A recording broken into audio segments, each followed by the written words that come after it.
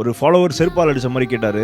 ஏன்னா என்னென்னமோ வீடியோ போடுறீங்க, தூய்மை பணியாளர்கள் சாக்கடையில் இறங்கி ப்ரொடெஸ்ட் பண்றாங்க, அவங்கள பத்தி வீடியோ போடலையான்னு சொன்னாரு. எனக்கே ஒரு நிமிஷம் ரொம்ப கஷ்டமாயிருச்சு. என்ன ஆயிருக்கு அப்படின்னா, ரீசெண்டா தூய்மை பணியாளர்கள், அதாவது சானிட்டரி ஒர்க்கர்ஸ் சாக்கடையில் கூவம் ஆறுலாம் இறங்கி ப்ரொடெஸ்ட் பண்ணிட்டு இருக்காங்க. இது ரொம்ப நாளாவே பண்ணிட்டு இருக்காங்க. எதனால, என்ன ரீசன் அப்படின்னா, முன்னாடி அவங்க கவர்மெண்ட் கீழே வேலை பார்த்துட்டு இருந்தாங்க. ஆனா இப்போ ஃபுல்லா பிரைவேட் கான்ட்ராக்டர்ஸ்ட்ட கொடுத்துட்டாங்க.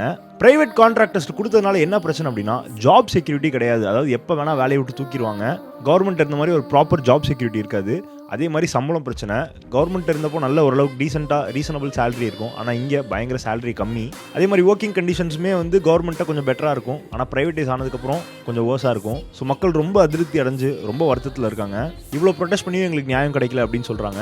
இன்னொரு விஷயம் என்ன சொல்கிறாங்க அப்படின்னா, கவர்மெண்ட் வந்து எங்களுக்கு ப்ராமிஸ் பண்ணி கொடுத்தாங்க, இதெல்லாமே பண்ணி தரோன்னு எங்களுக்கு ப்ராமிஸ் பண்ணி கொடுத்தாங்க. ஆனால் அந்த ப்ராமிஸை நிறைவேற்றல.